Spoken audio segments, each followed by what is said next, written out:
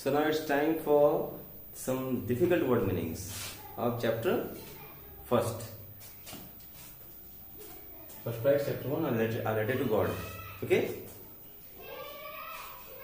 Although all the words are very easy, सारे words काफी easy हैं, फिर भी मैंने 4-5 words ढूंढ के लिख दिए हैं यहाँ पे. See, the first one is downpour. D-O-W-N-P-O-U-R. Downpour means heavy rain. Alright? Heavy rain. And second is dinner. Dinner means main meal of the day. मतलब रात के खाना को डिनर नहीं कहते हैं, दोपहर के खाने को भी नहीं कहते हैं, ब्रेकफास्ट को भी नहीं कहते हैं. जब ज्यादा खाना खाया जाए उस खाना को, अगर हम ब्रेकफास्ट में ज्यादा खाना खाते हैं तो वो डिनर है, अगर लंच के टाइम ज्यादा खाना खाते हैं तो वो डिनर है, और रात के वक्त अगर ज्यादा खाना खाते हैं तो वो डिनर कहलाएगा. Alright. Next is conscience. CONSCIENC. Conscience मतलब अंतरात्मा. यहां लिखा है मैंने inner part of the heart. Heart का इनर पार्ट मतलब अंतरात्मा. कभी कुछ सोचते हैं, कुछ करने के लिए किसी के बारे में कुछ सोचते हैं, बोलते नहीं है, तो अंतरात्मा से मतलब वो बात आती है. Next is obliged. ओब्लाइज्ड का मीनिंग है to make someone do something. किसी से कुछ काम करवाना. किसी को आपने बोला कि देखो प्लीज हेल्प करनी है, वो आदमी काफी परेशान है, वो आदमी से चलो कोई बात नहीं, ये आदमी कह रहा है चलो मैं हेल्प कर देता हूँ उस आदमी की जो काफी जरूरतमंद है, तो वो ओब्लाइज्ड हो गया.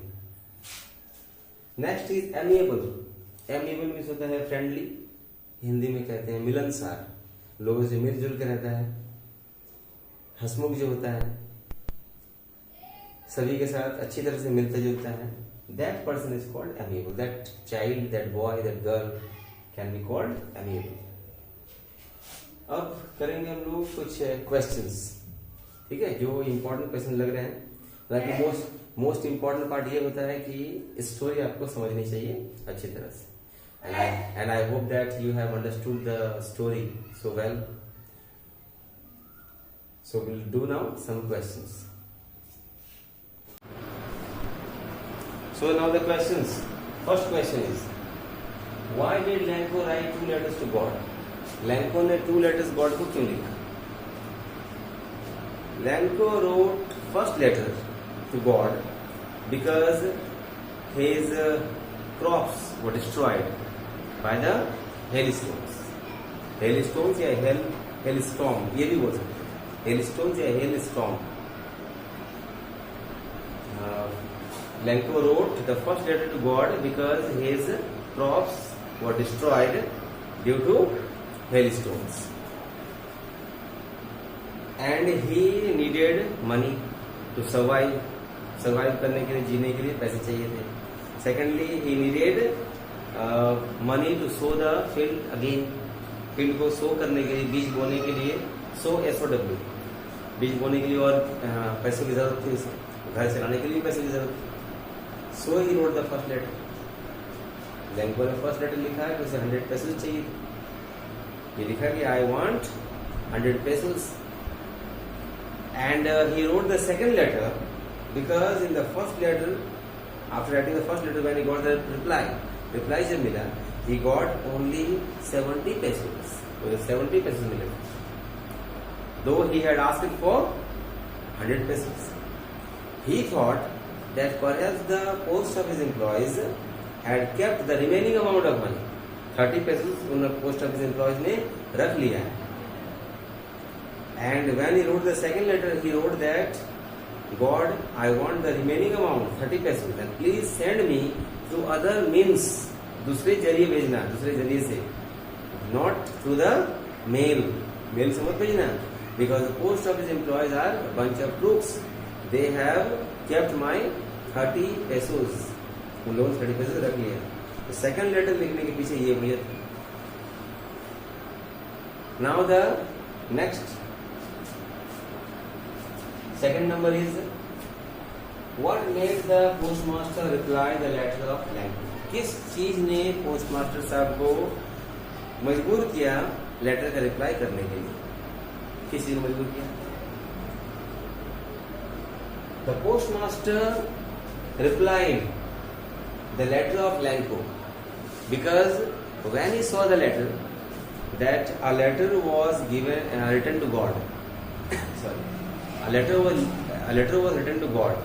He thought that the person who has written the letter, he has great faith in God. Firstly, he thought to reply only, but when he opened the letter, he came to know that to reply, he needed more than paper, ink and goodwill. इन तीनों चीजों के अलावा भी किसी चीज की जरूरत थी. He needed money, but still he was determined थे कि मैं इस लेटर का जवाब जरूर दूंगा, because he didn't want to break the faith of the writer of the letter. Letter का जो राइटर था लैंको जो था, उसका फेथ जो था भगवान जी पे, उस फेथ को वो विश्वास को वो तोड़ना नहीं चाहते. अगर वो जवाब नहीं देते तो लैंको का विश्वास टूट जाता, फिर शायद वो आगे से कोई लेटर नहीं लिखते. Question number 3. It is here, why did Lanko call the post office employees a bunch of crooks?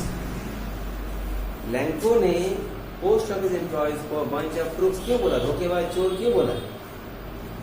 When Lanko went to the post office to get the letter from God, he got a letter, and inside of the letter he saw, inside of the envelope he got the money. But when he counted, he was very angry, because the money was not 100 pesos, it was 70 pesos only. He thought that God could not make any mistake in counting. Counting करने में भगवान जी कोई गलती नहीं कर सकते. And God could not deny what Lanko had asked for. Lanco जानता था कि भगवान जी से मैंने जो रिक्वेस्ट किया है उसके लिए वो मना भी नहीं कर सकते, गिनने में भी गलती नहीं कर सकते हैं, और जब मैंने 100 पेसोस मांगा है उसके लिए मना नहीं कर सकते. 70 पेसोस नहीं भेज सकते हैं, 100 पेसोस ही भेजा होगा. So he thought that the post office employees had stolen or kept 30 pesos चुरा लिया है, रख लिया है. So he called the post office employees a bunch of crooks. Post office employees को bunch of crooks बोला, धोखेबाज बोला, चोर बोला. And when he wrote the letter, he said that God, please send me the remaining amount of money, since he needed that direly मतलब अति आवश्यक, बहुत ज्यादा जरूरत थी उसे पैसों की. कहा कि मुझे डायरेक्ट नीड है, पैसों की बहुत ज्यादा जरूरत है, but send me the money through other means, किसी दूसरे जरिए भेजना, not through the mail. So hope that you understood this story and question answers and what it means also very well. Thank you very much. God bless you.